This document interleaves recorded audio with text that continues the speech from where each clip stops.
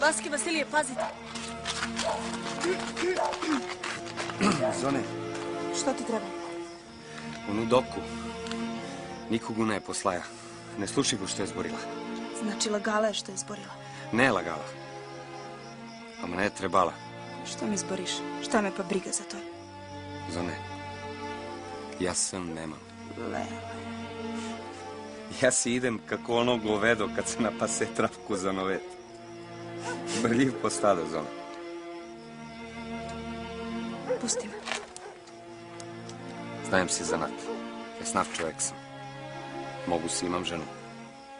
Pa pune gimale, stani po turnjak pa si uzmi cela tuce. Ja si jednu iskam. Pusti me da idem. Pusti me. Srmu, srebro i zlato ću da kujem tebe da nagizam. Da se svetliš kako Sveta Bogorodica Trojeručica. Za tebi ću da radim od jutro do mrak. Što će da ručaš kad ne pazariš? Sve ću te slušam. Kad si rekneš idi si, ja ću si idem. E pa, idi si. Pusti me. Zone, ja znajem sve. Tvoji te ne davaju za mene. Ne. Ja ću sa zora da te ugrabim. Ako iskaš. Ne. Od koga te strah? Ne. Zašto? Ne smo prilika. A ti imaš si priliku. Manulaći.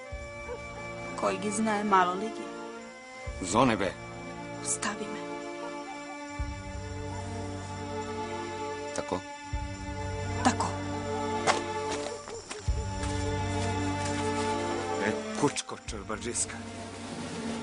Dobro će me zapamtite za onaj reč kuće u čašire. Lele, kuće u čašire. Ovo je pa toj.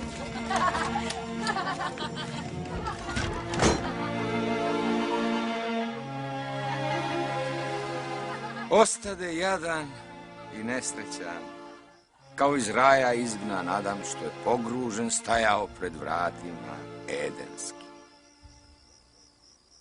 Ić te ne razumem. Ama dobro zboriš.